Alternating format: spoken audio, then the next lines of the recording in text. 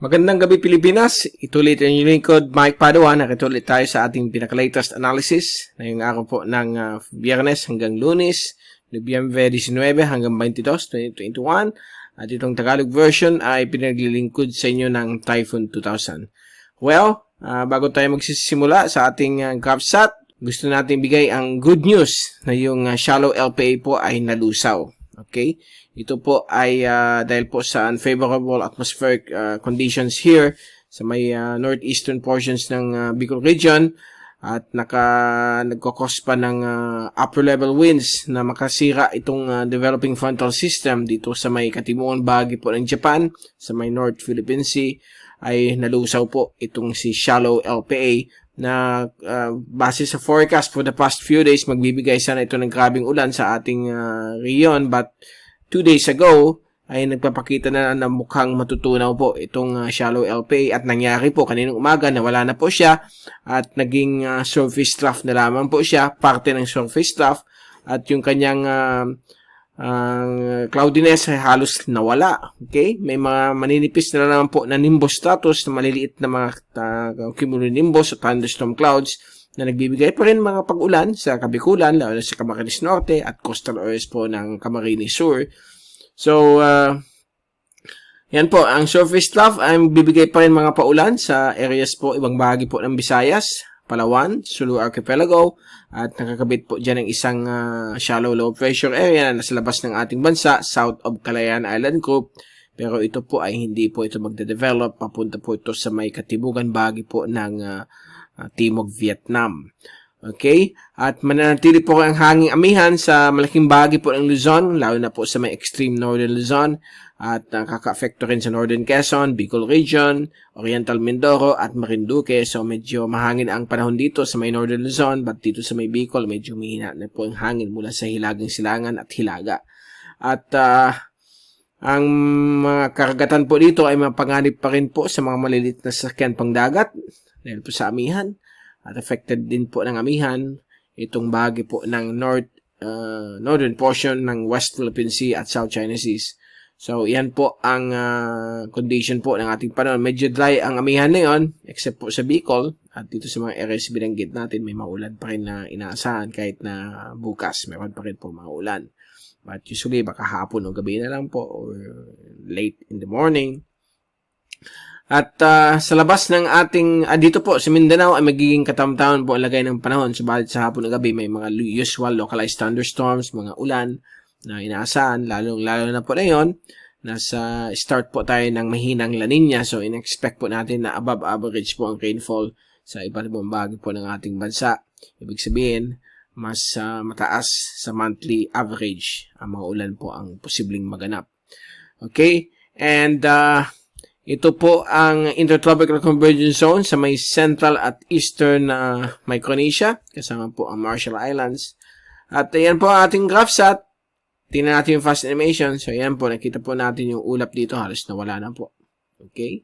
At ito po yung panibagong frontal system na develop. So nakatulong po ang upper level winds dito sa may kataasan ng sirkulasyon nitong LPA na nakasira sa kanya. At ito naman po yung zoom in satellite animation mula sa windy.com. At nakikita po natin dito ang mga localized thunderstorms sa malaking bahagi po ng Mindanao. Nalilipis po ang mga nimbus stratus na magbibigay ng mga light rains sa Kabikulan, Kabisayaan at Palawan. But may mga maninipis po ng mga localized thunderstorms po dito sa may karagatan po north of Bicol Region. At kung titignan natin na yun, ang rainfall accumulation forecast for the next 3 days hanggang Lunes, courtesy of European Model, windy.com, up. At nakita po natin ang Kabikulan, kakaroon pa rin mga pag-ulan, mga isolated rain showers, dulot po ng hanging amihan at yung surface trough. At magiging malakas po ang mga ulan, lalo sa hapon o gabi sa may Pulilio Island, sa coastal areas po ng northern Quezon, gayon din po sa may, dito po sa may Lamon Bay. Okay? At ang Oriental Mindoro, Romblon, may magkakaroon din po mga rain showers, thunderstorms, at mga maliliit na areas po ng Visayas. At dito rin po sa Mindanao, magkakaroon po tayo ng mga convective thunderstorms, lalo na sa hapon o gabi. So ito na yung developing frontal system na nakatulong po sa pagkasira po nitong nakaraan pong shallow LPA. So, pasalamat po tayo sa Diyos na hindi po ito natuloy. Okay? Na magbibigay sana ng rain event or yung tinatawag nating significant rainfall sa ating reyon, but hindi po ito natuloy. At ito naman po yung forecast sa hangin, okay, at pressure mula sa European model for the next 3 days hanggang Monday.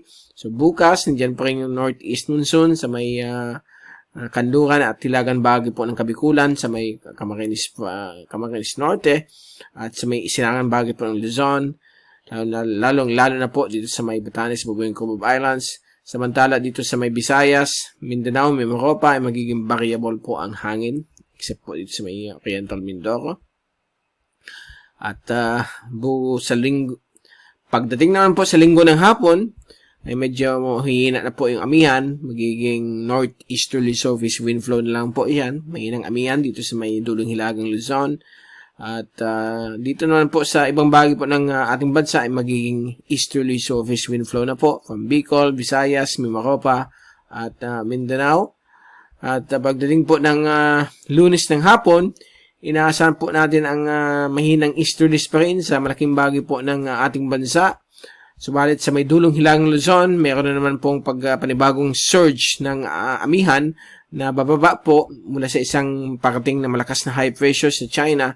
Ito po ay magpuproduce ng panibagong surge ng amihan sa may Taiwan area at Eastern China.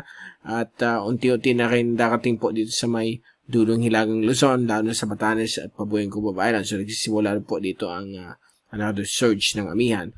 Kung i-move natin hanggang Tuesday, bababa na po yan sa may extreme northern Luzon. So, magiging mahangin ulit sa area ninyo, sa may Batanes at Cagayan Valley, lalo na yung coastal area, simula Lunes hanggang Martes.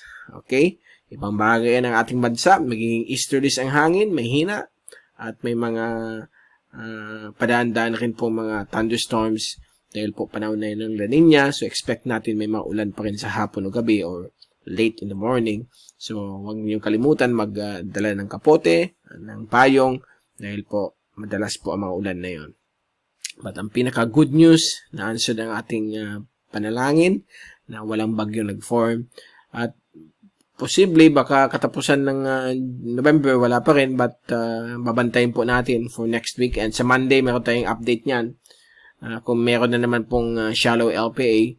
But as of this time, doon muna tayo sa 5-day forecast. Medyo klarado po ang Western Pacific at Dagat Pilipinas.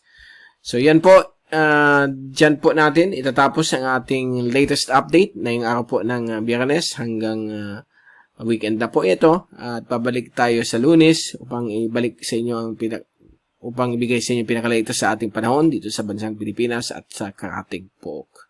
Mula sa Typhoon 2000, ito si Mike Pado nagpapaalam. Mag-ingat po tayong lahat. #WeatherWiser. Happy weekend to all.